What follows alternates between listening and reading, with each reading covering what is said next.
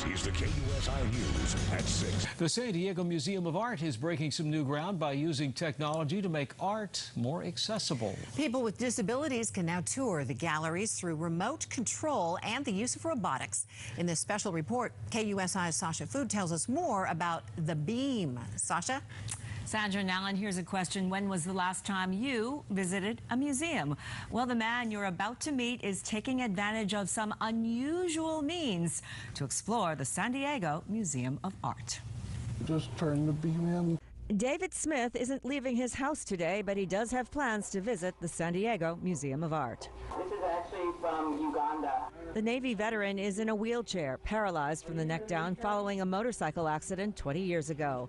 And even though he won't walk a single step inside this museum, David will still get to see the latest exhibit through the wonders of a computer-controlled robot called the Beam. And I was just amazed that it made me feel like I was there. That's really the part that blows me away. David arranged to meet me at the museum. How many times have you used the beam? This is probably the 4th time I've used it. We tagged along as David took off through the galleries. This exhibit is called The Art of Music. From his computer at home, David can operate the camera and steer himself through the museum, stopping to look at whatever catches his eye. This is a painting by Spanish artist Fernando Botero. Using a joystick he operates by mouth, he can zoom in, move the focus from right to left or up and down. And with the robot, you have the autonomy to go, I want to look at this, or I want to look at that, and a little higher or a little lower. And even though he hasn't left his living room in Santee, the Beam also lets David talk and interact with others. It's almost like you can look eye to eye with them and see what they feel, and they can see what you feel. The paintbrush they must have used must have been probably just one little bristle from a horse's hair.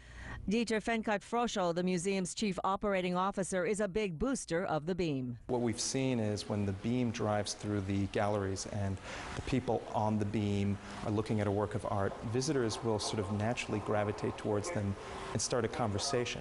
For that social interaction to happen in a museum, there's no greater thing than that. And there was a lot here for David to see.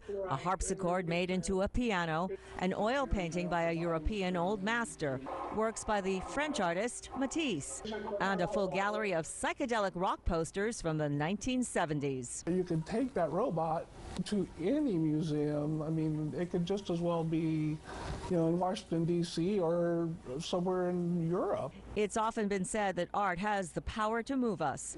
The old masters could never have imagined the special powers we have today. Beam me up, Scotty, and I'm sure that's where they got the name of it. Beam me to that, transport me to there. Through technology, a newfound power to experience life and art. David Smith is active in a group called Paralyzed Veterans of America. That group was asked to help the museum to do some test runs with the Beam. In the last 6 months, the Art Museum has also given tours to a San Diego school group and to people as far away as Lithuania. One of these virtual tour guides is also being used at San Diego's Air and Space Museum. Sasha Fu, KUSI News. Wow, so good to know, and it's so great that really anybody can access the museum. It's amazing how far technology has come. It's just unbelievable. It is. It's really amazing, and there's lots and lots of applications for this. Yeah. Thank you, Sasha.